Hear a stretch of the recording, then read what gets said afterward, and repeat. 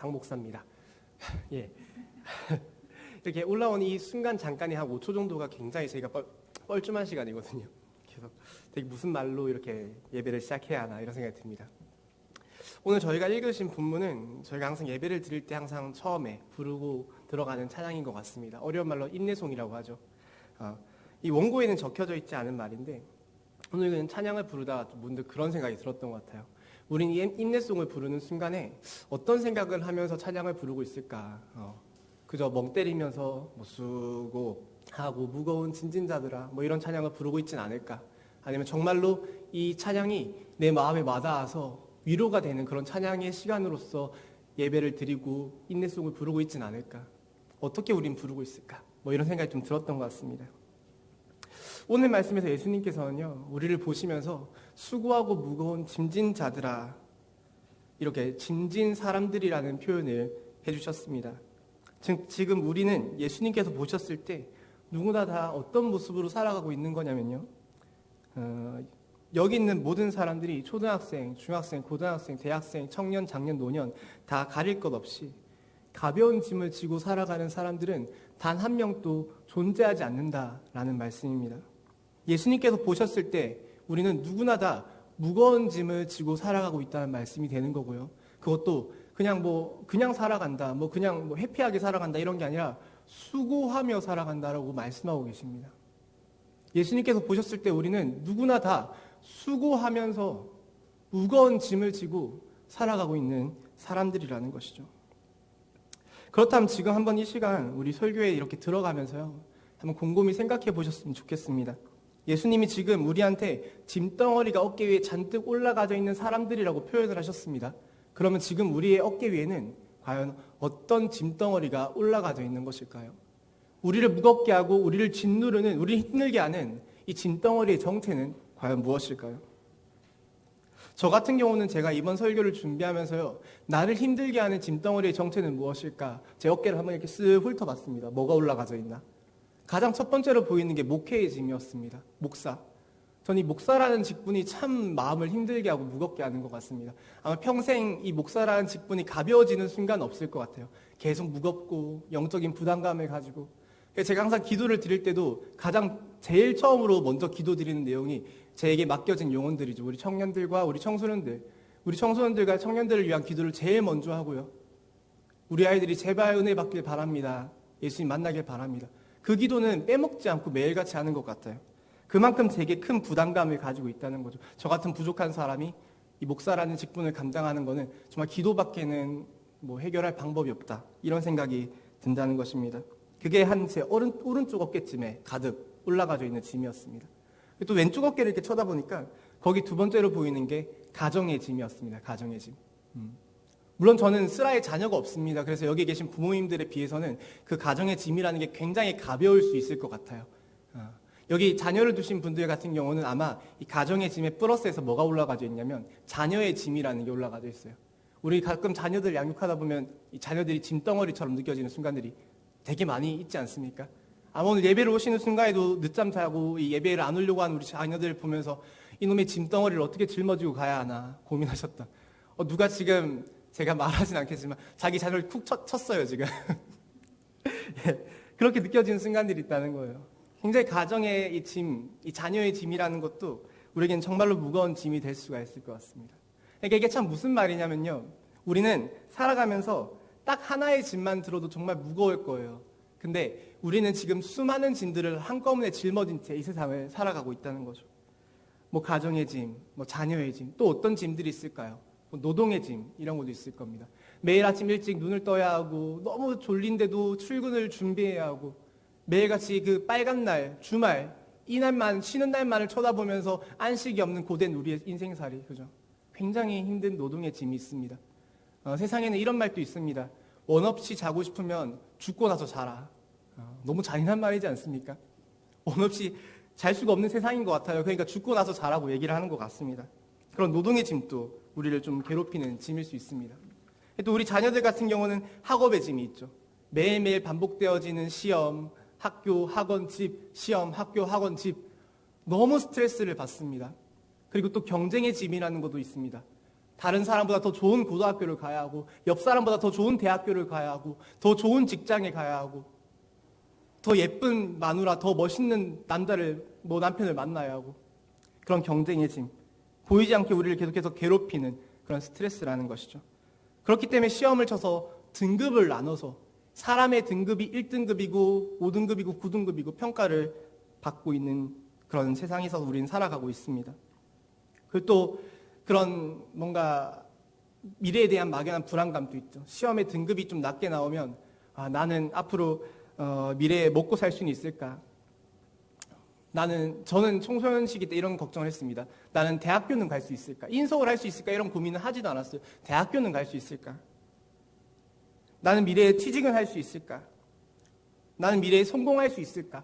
아니, 성공은 바라지도 않습니다. 그냥 다른 사람처럼 평범하게라도 살 수 있을까? 제가 청소년 시기 때 했던 걱정들입니다. 청년이 되니까 제가 전도사가 되고 했던 가장 첫 번째 걱정은 전도사를 만나줄 여자가 있을까? 나는 결혼을 할 수 있을까? 감사하게 정말 전에 있던 교회에서 제일 예뻤던 사람이었거든요. 그런 거 있잖아요. 뭐 어떤 교회는 가다 그 교회에서 가장 미모가 1등인 사람이 있지 않습니까? 그거 잘 골라가지고 제가 꼬셔가지고 만났습니다. 그래서 뭐 결혼의 짐 같은 건 좀 덜었던 것 같은데, 미래의 짐이 우리를 힘들게 합니다. 미래에 대한 막연한 불안감들. 그리고 또 이게 걱정을 하다 보면 우리 어깨에는 뭐가 올라오냐면 걱정과 염려의 짐이라는 것도 올라오게 됩니다.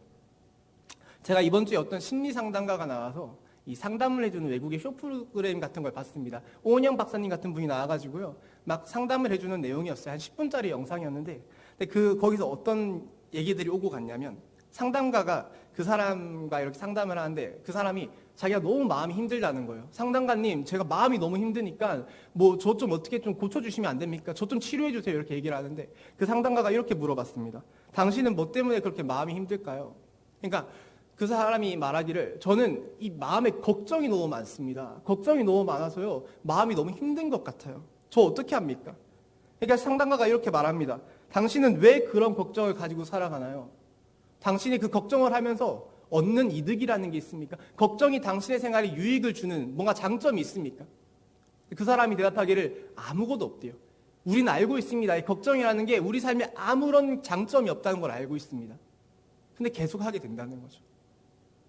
그래서 그 사람이 아무런 이득도 없는 거를 아는데 왜 걱정을 하십니까? 이렇게 물어보니까, 그러고 나서 이 환자, 상담을 요청한 사람이 대답한 내용이 제가 참 기가 막힌 내용이라는 생각이 들었습니다.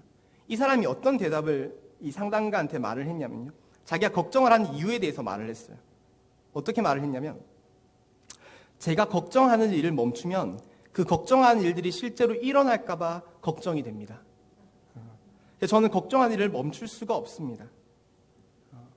걱정하는 일을 멈추면 걱정하는 일이 진짜로 일어날까 봐 걱정이 돼서 나는 걱정을 멈출 수가 없습니다. 걱정하는 우리의 이 삶을 잘 표현하고 있는 대답이지 않을까요? 우리 어깨 위에는 그런 걱정의 짐들이 잔뜩 올라가져 있다는 것이죠. 가만 보면 우리들의 마음에는 이 걱정 제조 공장이라는 게 분명히 있는 것 같습니다. 매일매일 새로운 걱정들, 신제품 걱정들을 마구마구 찍어내서요, 잔뜩 짊어지고 살아가는 게 우리의 인생살이라는 것이죠. 그러니까 참 안타까운 게 뭐냐면, 우리는 정말 살면서 이 짐덩어리가, 수많은 짐덩어리가 우리 어깨에 올려진 채 이 삶을 근근히 살아가고 있다는 것입니다.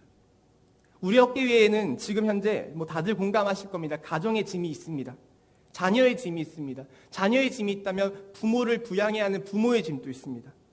학업의 짐이 있습니다. 경쟁의 짐이 있습니다. 친구들 혹은 직장 동료들 아니면 그런 사람들 사이에서의 관계를 형성하는 관계의 짐이라는 게 있습니다. 걱정과 염려의 짐이 있습니다. 미래의 짐이 있습니다. 또 새롭게 요즘에 추가된 게 코로나의 짐 같은 것도 있는 것 같습니다.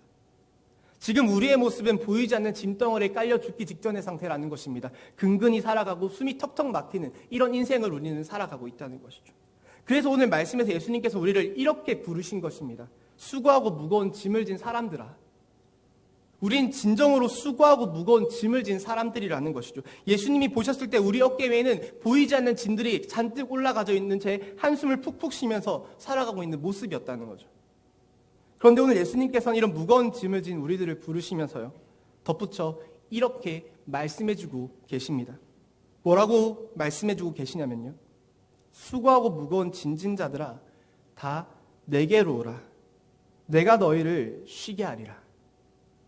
수고하고 무거운 짐진 자들아 다 내게로 오라. 내가 너희를 쉬게 하리라. 오늘은 다른 것보다도 이 설교 가운데 제가 어떤 말들을 하는 그런 것들보다도요, 이 말씀 하나만 좀 깊이 묵상하는 시간이 되시길 바랍니다. 수고하고 무거운 짐진 자들아 다 내게로 오라. 내가 너희를 쉬게 하리라. 이 말씀이 여러분들에게 정말 쉼을 주는 말씀이, 살아서 역사하는 말씀이 될 수 있기를 소망합니다.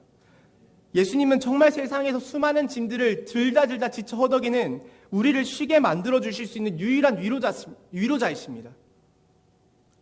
이제 성탄절이 지난 지가 한 달이 지나지가 않았습니다. 그죠? 근데 벌써 표현을 하자면 지난해 성탄절 이렇게 표현을 해야 하더라고요.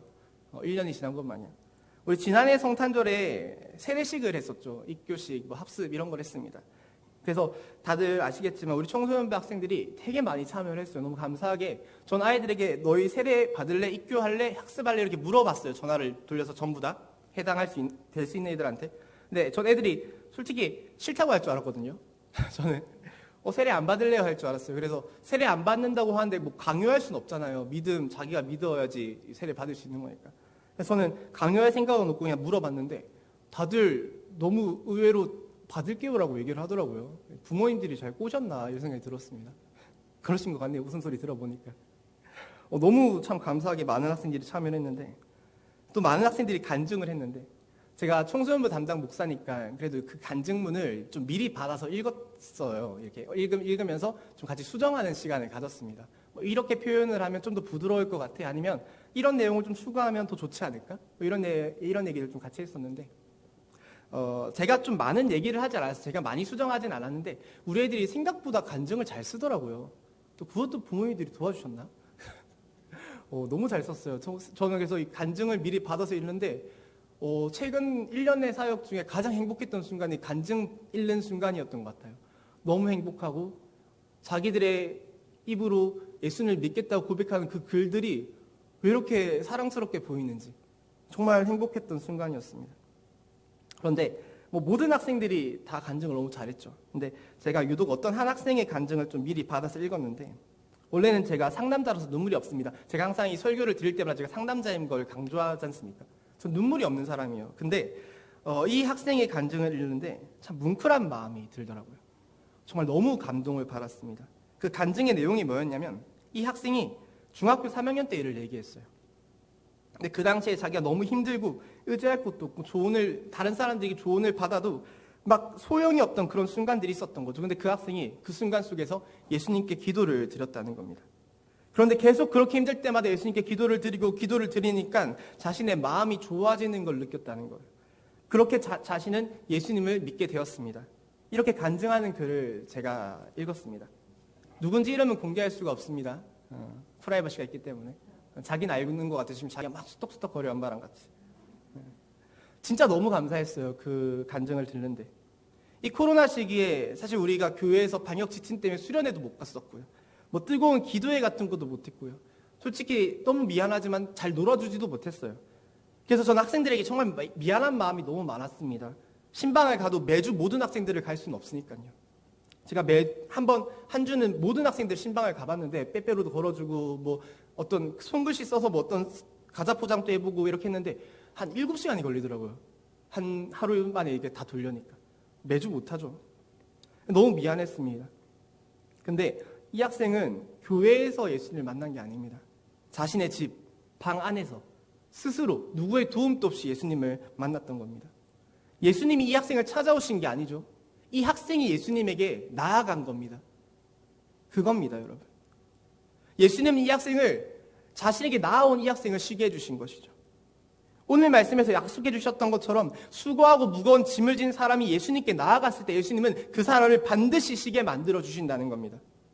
예수님은 너희가 힘들 때 내가 찾아갈게 조금만 기다리고 있어 이렇게 말씀하지 않으셨습니다. 수고하고 무거운 짐진 자들아 다 내게로 오라고 하셨고요. 그리하면 내가 너희를 쉬게 만들어준다 그렇게 말씀하셨다는 거죠. 가끔 우리가 예수님께 나아가지 못하는 순간들이 있습니다. 근데 그런 순간들에 우리의 마음속에 그런 생각들을 좀 읽어보면요. 보통 우린 이런 변명을 할 때가 많습니다. 요즘에 내가 너무 시간이 없어서, 내가 요즘에 너무 바빠서, 정신이 없고, 뭔가 내가 너무 지쳐서, 기력이 없어서. 이런 변명들을 마음속에 가득 품고 잠깐 내 인생에서 예수님을 제껴놓고 잠깐만 비켜 계세요. 예수님, 제가 조금 한가해지면 다시 연락드릴게요. 찾아뵐게요. 조금만 잠깐만 옆에 계세요. 그렇게 얘기할 때가 너무 많이 있다는 거죠. 그런데 다들 아시겠지만 우리가 예수님 만나러 가는 시간이 그렇게 많이 소요되지 않거든요. 3-4시간 걸리는 게 아닙니다. 예수님이 저기 부산 쪽에 계셔가지고요, 찾아뵈러 가는데 5시간 걸려서 시간이 너무 많이 걸려서 조금 바쁘니까 못 만난다, 이런 게 아닙니다. 예수님은 어디나 계시는 분이기 때문에 사실 장소가 중요한 것도 아닙니다. 꼭 교회에서만 만날 때 이런 것도 아니에요. 복장이 중요한 것도 아닙니다. 꼭 정장을 만나야지만 만날 수 있는 것도 아닙니다. 성경에서는 그 어떤 구절에서도 우리가 힘들 때 예수님께 위로를 받기 위해서는 새벽의 시간에 교회에 나와서 정장을 입고 예배를 드려야지, 새벽 기도를 드려야지만 위로를 받을 수 있다, 이렇게 말하는 말씀 구절은 찾아볼 수가 없습니다. 그냥 집에서, 방 안에서 잠깐의 시간이라도 우리가 예수님을 찾아가기만 한다면 예수님은 우리를 만나주실 생각이 가득 이미 넘쳐 흐르고 계신 분이라는 것이죠. 예수님 우리를 위로해주고 싶어서 안달이 나신 분입니다. 우리를 구원해주시려고 십자가에까지 매달리신 분이 우리에게 무엇 하나 안 좋은 것, 떼어먹고 남은 것을 주려고 하시겠습니까? 자기의 목숨까지 희생하신 그분이 우리를 위해서 가장 좋은 것을 주고 싶어 하지 않으시겠습니까? 우리가 나아가기만 하면 예수님은 주실 것입니다. 근데 우리가 나아가질 않는 것이죠. 바쁩니다. 정신이 없습니다. 피곤합니다. 그러한 변명들을 우리가 나아가지 못하기 때문에 예수님 우리를 위로해 주지도 못하신다는 것입니다.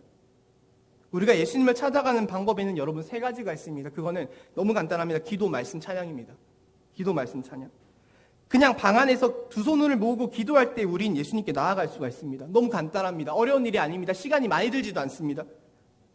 체력이 소모되지도 않습니다. 방 안에서 이어폰을 끼고 찬양을 듣거나 또 찬양을 목 놓아 부를 때 우린 예수님께 나아갈 수가 있습니다. 우린 찬양을 부를 때 감정을 통해서 눈물로 역사해 주시는 예수님을 체험할 수도 있습니다. 또 방 안에서 책상도 필요 없습니다. 그냥 밥상 조그만한 거, 동그란 거 1인용 그 밥상 한 개 펴놓고요, 성경책 말씀을 읽을 때도 우린 예수님께 나아갈 수가 있습니다. 저는 청년의 시절에 이거 제 영적인 간증이거든요. 실제로 제가 자취할 때 단칸방에 살았는데 거기 책상이 어디 있겠습니까? 단칸방에. 그냥 밥상 펴놓고 성경책을 읽었어요. 그런데 제가 딱 한 장의 말씀을 읽는데 7시간이나 시간이 걸렸습니다. 이게 영적인 간증이에요. 한 구절 읽는데 너무 감동돼서 울면서 기도 한번 하고, 또 눈 떠서 한 구절 읽는데 너무 감동돼서 또 기도 한번 하고, 그렇게 한 장을 읽는데 수십 번의 기도를 했고 시간이 지난 걸 보니까 7시간이 지나 있더라고요. 매번 그렇게 읽지 못해요. 저도 딱 한 번 인생에서 그런 일이 있었어요. 성령을 강하게 체험한 그런 순간이었습니다. 그러다 보니까 이제 목사까지 됐는데 실수한 것 같습니다. 4시간만 읽을까? 7시간을 읽어버려가지고.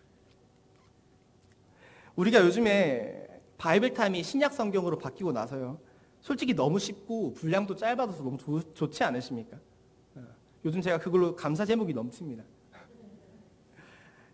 말씀이 짧아서 좋은 것도 있는데 우리 애들이 읽어도 이해할 만한 내용이더라고요. 구약은 걱정이 됐습니다.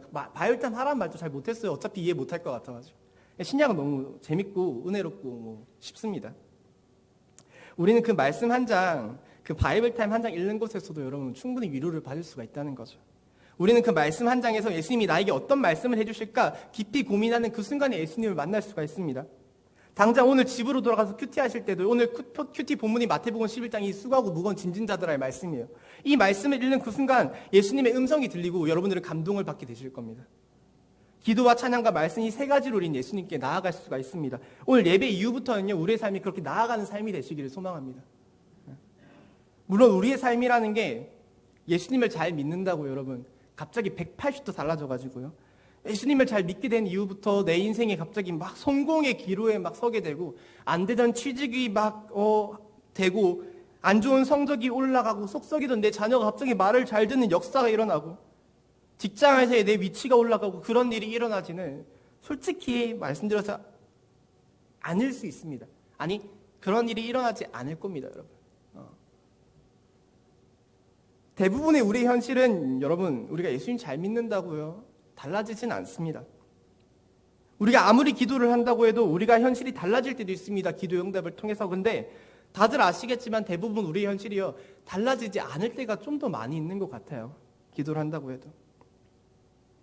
제가 여기서 여러분 기도하기만 하면 우리의 인생이 달라진다. 기도하기만 하면 우리의 성적이 쑥쑥 올라갈 것이고, 기도하기만 하면 대학교에 합격할 것이고, 기도하기만 하면 취직할 것이고, 그렇게 얘기하면 사실 저는 목사가 아니라 사기꾼이 되는 거겠죠. 기도할 때마다 기독교인의 힘든 현실이 바뀐다면 세상에 있는 모든 기독교인들은 다 풍요롭게 잘 살고 있어야 할 겁니다. 그런데 아무리 믿음이 좋더라도 힘들게 사는 기독교인들 세상에는 정말 많지 않으십니까? 우리는 예수님께서 쉬게 해주겠다는 말씀을요, 가끔 오해해서 받아들일 때가 있는데, 내가 너무 현실이 힘들어서 예수님에게 울면서 기도를 드리면 예수님이 이 내 힘든 현실을 바꿔주셔서 뭐 대학교가 합격이 되고 취직에 성공하고 결혼을 하고 자녀가 잘 되고 직장에서 잘 되고 물질이 흘러 넘치고 그런 초월적인 방법을 사용해서 나를 쉬게 만들어주시겠지. 나의 힘든 현실을 한순간에 쉴 수 있는 환경으로 만들어주시겠지. 이렇게 착각을 할 때가 많이 있다는 거죠. 어찌 보면 예수님의 제자들이 그랬습니다. 예수님의 제자들이. 제자들은 예수님을 바라볼 때 어떻게 생각했냐면요. 예수님이라면 로마 제국에게 식민지 생활했던 그 이스라엘의 힘든 현실을 바꿔주시겠지. 그렇게 생각했다는 거예요. 예수님이라면 지금 식민지 생활하는 이스라엘 백성들을 구원해 주시겠지. 이 힘든 현실을 독립하는 그 좋은 현실로 바꿔주시겠지. 근데 제자들의 기대와는 다르게 여러분, 예수님께서는요, 이스라엘의 식민지 지배를 받던 그 힘든 현실을 바꿔주지는 않으셨습니다. 예수님이 부활하고 승천하신 이후에도 이스라엘은 계속해서 식민지 지배를 받고 살았습니다. 힘든 현실이 바뀐 게 아니라는 거예요. 예수님이 그런 분은 아니라는 거예요. 우리가 꼭 기억해야 하는 것은 기독교라는 종교는 힘든 현실을 바꿔주는 종교가 아니라는 것입니다. 예수님 믿으면 복 받는다는 말이 있죠. 예수님 믿으면 너의 사업이 번창하고, 예수님 믿으면 너의 자녀가 복을 받아서 좋은 대학교에 합격을 하고, 예수님 믿으면 너의 하는 모든 일들이 잘 될 거야. 저는 죄송하지만 그거는 아니라고 생각합니다. 그건 아닌 것 같습니다. 세상을 살아봐도 그렇고요. 성경을 읽어봐도 그렇습니다. 예수님께서는 그 힘든 현실 속에서 살아가는 우리를 바꿔주시는 분이십니다, 여러분. 기독교는 나라는 사람을 바꾸는 종교입니다. 죄인이었던 나라는 사람이 믿음으로 의로워지는 것이 기독교고, 하나님의 원수였던 나라는 사람이 하나님의 자녀가 되는 게 기독교고, 힘들고 지쳤던 나라는 사람이 독수리가 날개짓 하듯이 새 힘을 얻는 것이, 그것이 바로 기독교라는 종교라는 것이죠. 우리 이사야서 40장 31절의 말씀을 한 번만 같이 읽어보겠습니다. PPT 띄워놨거든요. 한번 큰 소리로 같이 읽겠습니다. 오직 여호와를 앙망하는 자는 새 힘을 얻으리니 독수리가 날개치며 올라간 같을 것이요, 다른 박질하여도 곤비하지 아니하겠고 걸어가도 피곤하지 아니하리로다. 아멘. 예수님 믿는다고 여러분 맨날 자동차 타고 비행기 타고 편하게 사는 것이 아니라는 겁니다. 예수님을 믿어도 우리는 살다 보면 급하게 뛰어가야 하는 일들이 생길 수도 있습니다. 먼 거리를 힘들게 걸어야 하는 일이 생길 수도 있습니다. 하지만 예수님은 우리가 그렇게 달릴 때도 걸을 때도 지치지 않고 피곤하지 않게끔 우리를 옆에서 매 순간 도와주시고요, 우리를 또 변화시켜 나가주실 것입니다. 돈이 많으면 행복하겠지가 아니라 돈이 조금 부족해도 감사한 마음으로 살 수 있는 사람으로 우리를 변화시켜 주실 것입니다. 그게 예수님의 역사함입니다. 그게 예수님의 쉼입니다, 여러분. 기독교는 사람을 바꾸는 종교입니다. 현실을 바꾸는 종교가 아닙니다. 죄인이 의인이 되고 원수가 자녀가 되고 약한 자가 강한 자가 되는 종교가 바로 기독교입니다. 욥기를 읽으면 욥이 사탄의 시험을 받아가지고 아들들이 다 죽고 재산이 다 사라져가지고 빈털터리가 되는 순간이 있어요. 그의 인생이 망하는 순간이 있다는 거예요. 근데 욥은 이렇게 고백을 했습니다. 주신 이도 여호와시오, 거두신 이도 여호와시오니 오직 여호와의 이름이 찬송을 받으시길 바랍니다. 우리의 인생은 어떠한 고난이 닥쳐도 우리가 이런 고백을 드릴 수 있는 그런 믿는 자가 되어야 할 줄 믿습니다. 수고하고 무거운 짐진 모든 사람들아 다 내게로 오라. 내가 너희를 쉬게 하리라. 예수님이 우리에게 주시는 쉼은 외적인 환경에 따라서 요동치고 변화하는 그런 가짜 쉼이 아니라, 환경이 아무리 어려워져도 환경과는 아무런 상관없이 결코 사라지지 않을 진정한 쉼이라는 것이죠. 예수님 우리에게 그런 참된 쉼을 주실 분이십니다. 그 쉼을 소망하시길 바랍니다. 마지막으로 제가 한 가지만 더 말씀드리고요, 오늘 말씀을 맺도록 하겠습니다. 예수님은 우리에게 나의 멍에를 매라고 말씀하셨죠. 멍에는 우리 자녀들은 모를 수 있습니다. 멍에가 뭔지 모르는 자녀들이 되게 많을 거예요. 그죠? 간단하게만 이 멍에가 뭔지 설명드리면, 소가 쟁기를 끌죠. 이 밭을 갈 때 쟁기를 끄는데 그 소의 목에 거는 막대기 같은 걸 멍에라고 해요. 그 막대기를 목에 걸고 소가 이렇게 쭉 걸으면 뒤에서 쟁기가 이렇게 밭을 쭉 갈면서 토양을 뒤엎고요. 이 땅이 딱딱하면 씨앗이 안 들어가잖아요. 그러니까 땅을 한번 갈아엎으면 포실포실한 그런 흙이 올라와서 거기 씨앗도 심고 농사를 짓고 하는 거예요. 그게 멍에라는 겁니다. 뭐 중요한 건 아닌데 그게 멍에라는 거 좀 알고 있으면 좋을 것 같아서. 그리고 이게 중요한 겁니다. 멍에를 맨 소는 여러분 주인의 말에 따라서 앞으로 가라면 앞으로 갔고 뒤로 가라면 뒤로 갔고요. 옆으로 가라면 옆으로 가면서 밭을 갈았습니다. 즉 지금 예수님께서 우리에게 멍에를 매라고 하신 그 말씀의 뜻이 무슨 뜻이냐면요.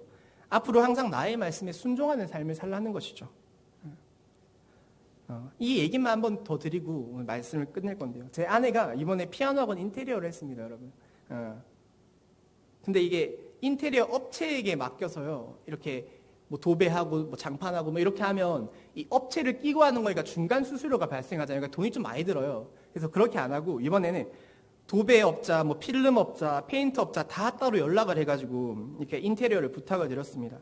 그래서 지금은 모든 인테리어가 다 끝난 상태인데 이 인테리어를 하면서 진짜 뭐 돈이 진짜 많이 들기도 했어요. 그러다 보니까 이게 스트레스를 받는 것도 있는데 제일 스트레스를 심하게 받았던 게 뭐냐면 이 필름 하시는 분들이나 페인트 하시는 분들 있죠. 이런 분들의 태도가 너무 막무가내로 일을 하시는 분들이 많더라고요. 너무 깜짝 놀랄 정도였습니다. 실수를 하면 이걸 다시 수정을 해야 하는데 아예 뭐 사람이 실수할 수도 있죠. 그냥 넘어가려고 하시는 거예요. 그래서 왜 저렇게 하실까? 막 또 표정도 정색을 하시면서 일을 하세요. 그러니까 저같이 이렇게 마음이 좀 연약한 사람들은 정색하는 사람한테 말을 못 하거든요. 그래서 막 되게 보면서도 왜 그러시지? 이러면서 그냥 속으로만 막 스트레스를 받고 그렇게 일을 했었는데 저희가 이 와이프랑 제가 참 유일하게 위로를 받았던 게 어떤 거냐면 이 도배를 하시는 분들 때문에 저희가 진짜 큰 위로를 받았어요. 이분들이 이 부부가 와서 같이 도배를 하시는 분들인데 너무 꼼꼼하게 해주시고요. 또 친절하고 뭐 너무 상냥한 거예요. 제가 뭐 전등 가는 게 도배하시는 분들이 일이 아니잖아요. 전등을 갈고 있는데 제가 잘 모르는 게 있어서 막 질문을 하는데 막 10분씩 친절하게 설명을 해주면 자기가 또 전등도 다 갈아줘요. 와, 뭐 이렇게 착한 분들이 있나. 너무 감사하고 위로가 됐습니다. 그런데 그분들이 12월 30일부터 31일 그 이틀간 도배 작업을 하셨거든요. 도배 작업 그 31일 날 아침에 도배 작업을 하면서 이렇게 말씀을 하시는 거예요. 죄송하지만 제가 저녁에는 송구 영신 예배를 드려야 해서요. 집에 좀 빨리 가봐야 합니다. 이렇게 얘기를 하시는 거예요. 너무 기쁜 말이지 않습니까, 여러분? 저는 그 순간 너무 감사했던 게 뭐냐면 와, 기독교회는 정말 다르구나. 이런 생각이 들어서 너무 감사했습니다. 세상 사람과 기독교회는 다르구나. 정말 믿지 않는 사람과 믿는 사람은 그래도 좀 다르구나. 뭔가의 차이가 있구나. 여러분, 하나님의 말씀에 순종하는 삶은 유별나게 큰 뭔가가 아닌 것 같습니다. 막 빛이 나는 막 삶을 사는 게 하나님의 말씀에 순종하는 삶? 이런 게 아니라는 거죠. 저는 이런 작은 태도의 차이가 멍에를 메고 매지 않고의 차이라고 생각을 합니다. 내가 한 명의 기독교인으로서 믿지 않는 사람들과의 조그마한 차이를 가지는 것. 이거를 우리는 또 조금 어려운 말로는 구별된 삶이라고 얘기도 하죠. 그럼 구별된 삶을 살아가는 것. 이게 바로 우리의 멍에를 메고 주인 되신 하나님의 말씀에 순종하는 삶이지 않을까. 이런 생각을 하게 되었습니다. 믿지 않는 사람들과 여러분 그런 차이를 가지는 우리가 될 수 있기를 예수 그리스도의 이름으로 기도하겠습니다. 우리 마지막으로 오늘 본문 한 번만 같이 읽고요. 말씀을 끝내겠습니다. 본문 한번 봐주세요. 11장 28절부터 30절의 말씀이죠. 자, 같이 읽겠습니다. 시작. 수고하고 무거운 짐진 자들아 다 내게로 오라. 내가 너희를 쉬게 하리라. 나는 마음이 온유하고 겸손하니 나의 멍에를 메고 내게 배우라. 그리하면 너희 마음이 쉼을 얻으리니 이는 내 멍에는 쉽고 내 짐은 가벼움이라 하시니라. 아멘. 제가 기도하고 오늘 말씀을 마치겠습니다. 사랑과 긍휼이 풍성하신 하나님 아버지, 오늘 이 시간 가운데